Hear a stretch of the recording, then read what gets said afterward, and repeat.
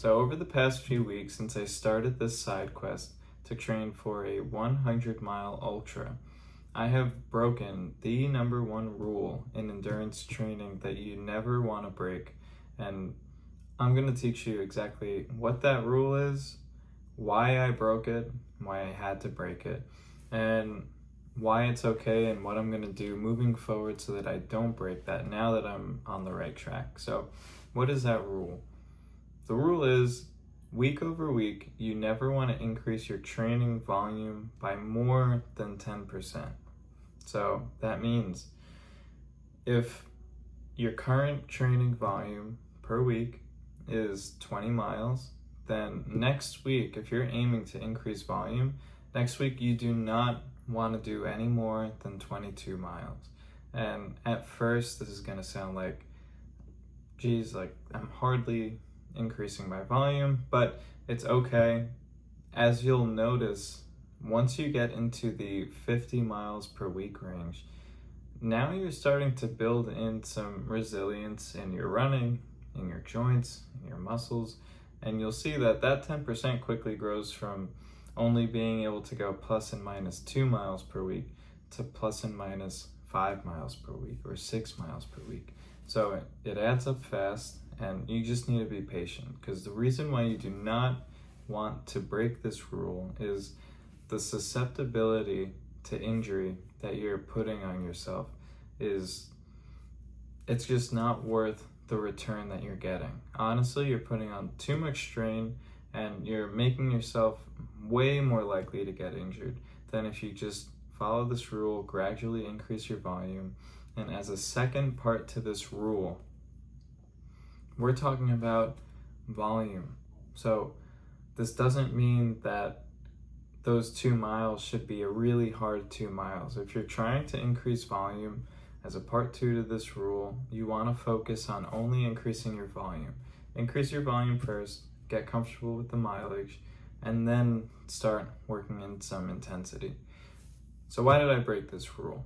Well, coming off Lake Placid, I gave myself not a lot of time to recover from that effort before getting into this next prep.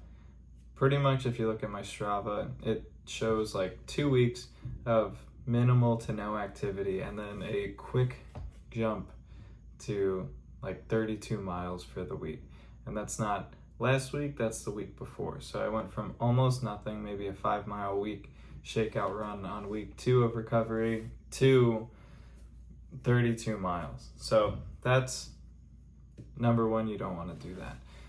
But that was somewhat okay because I had such a good base from my Ironman training that I pretty much just jumped right around to the mileage that I was holding throughout that whole prep, and the whole prep being like 6 months. So that was a very familiar weekly mileage to me. So I felt pretty comfortable getting up to that point. Now, where I continued to break the rule was last week, where I went from that 32 miles per week to 46 miles per week. And that is a significant jump. And I've, never run 46 miles per week before last week, and maybe once before. And 2, that's a big jump. That's a big jump, especially for being not 100% recovered from Ironman Lake Placid. But here's why I had to break it. So this 100 miler now is in about 5 or 6 weeks from now. With that being said, knowing that typically, and here's just coaching 101, for an effort like an Ironman distance, like a 100-mile ultra distance, even a 50-mile ultra distance, your taper time is likely going to be maybe between 10 days and 3 weeks, depending on how wrecked you are from your training, how much recovery you need. I'm probably going to go for a 10-day to 2-week taper.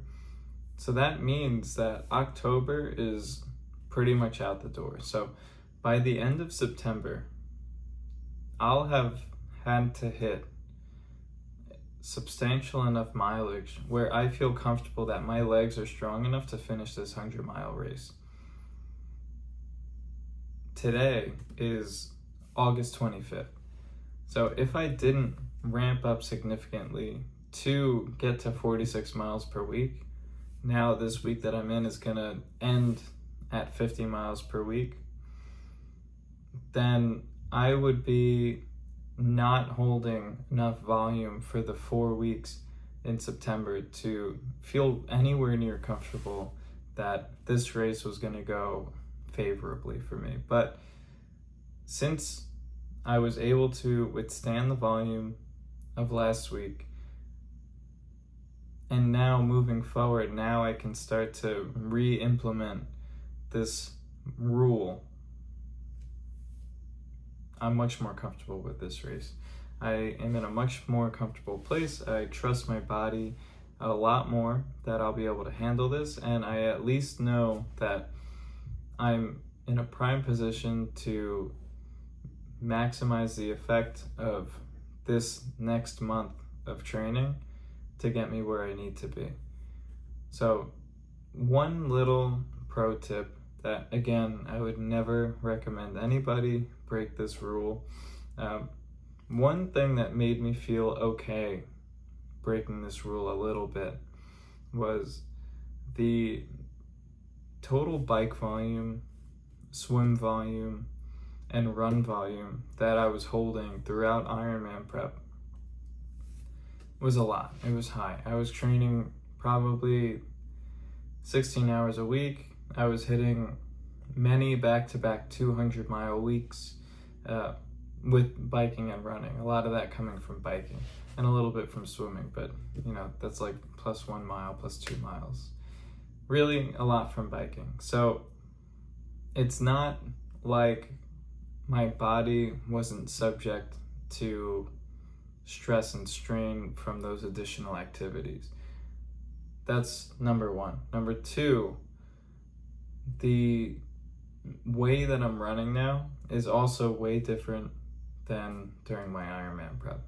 My Ironman prep, there were quite a bit of speed days, even the technically zone 2, zone 3 days that are easier, like still running like 10-minute and below miles, where now there's no ego about my speed. I know that my goal is to get a low aerobic adaptation and to just finish this race. So I'm basically just running 11-minute and 12-minute miles, or as slow as I need to run to keep my heart rate below 140, 130, even, some days like in the low 130s or high 120s, as slow as I need to go. And I really couldn't care less. And the level of impact that has on my body is so much less than the runs that I was doing during Ironman prep. Like today I ran a 10-mile run after yesterday's 16-mile run, and I feel fine. Like I feel a little achy, a little sore, because obviously I just had a big week where I increased volume to 46 miles, but all else aside, like my body feels fine. Like I couldn't say that enough. So knowing this and knowing my body at this point and being however many years into endurance sport that I am, I made this decision and I feel very comfortable with it. Now, I wouldn't, again, 60 days to get ready for a 100-mile is probably not the smartest decision for any of you out there. But that does not mean that I don't think I could get you there in probably 3 to 4 months. So what I'm going to do is I'm going to extrapolate my training plan back after I finish this race and just release it for free. Just kind of like how I have a new free lead magnet called the 0 to Ironman roadmap or something like that, which is a completely free guide on how to get to your first Ironman, obviously without like the training plan that I charge people for, but this is pretty much everything you need that you can build your own training plan from and at least know the core stages of programming your own training plan. But that's how training's going so far. I'm feeling pretty good. My legs are adapting.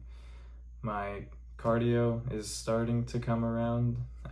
Feeling a little bit more recovered, and really, honestly, I'm pretty excited for this race because I've been telling myself that I want to do in 100-miler since I first heard about them. Like, this was early 2020 when I was like laying at home injured, and like I could hardly walk back then because I had a major surfing accident. But what I was doing was, this was like right around the time that obviously Joe Rogan's always been popular, but this was around the time when he started bringing Cam Hanes on and like Courtney Dauwalter, and I started learning about these events, and I was just like laying there with my foot elevated, like ice on me, not able to do anything. And then I started training with just kettlebells and static movement so that I can maybe start to get stronger faster, with the idea that, one, I already had the Ironman in like my front view because I signed up for my first Ironman like a week before this surf accident, so I still had my ticket and thought that I would heal fast enough to do that. But then I was learning about these endurance sports and these 100-milers and 200-milers and like these really tough and like rugged people, and I was like, oh man, I want to do something like that. And then obviously I've only been focusing on Ironman for the past like 5 years since then, you know, through the recovery and healing of my leg, which took like 2 years or so, more than 2 years, because my first full Ironman wasn't until 2022 from 2019. So yeah, 3 years.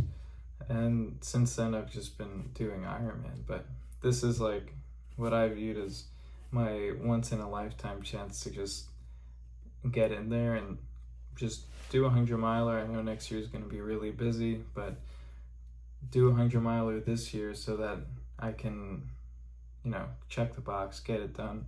And, you know, it's kind of like a bringing me back to one of the things that got me started on the path that I am today. So I am pretty excited about it in that way. But enough about that. That's how training's going. I'll continue to do updates. I've been clearly reducing the amount of long form content that I'm making, or just YouTube videos,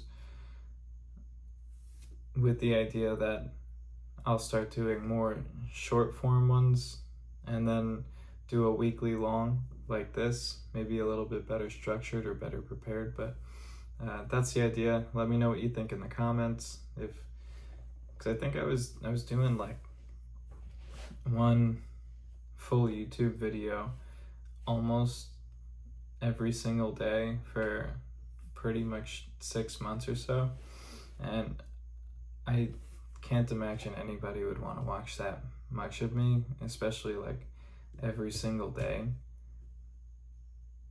I could be wrong because Sam Sulek does it, but let me know what you think. On that note, I'll see you in the next video.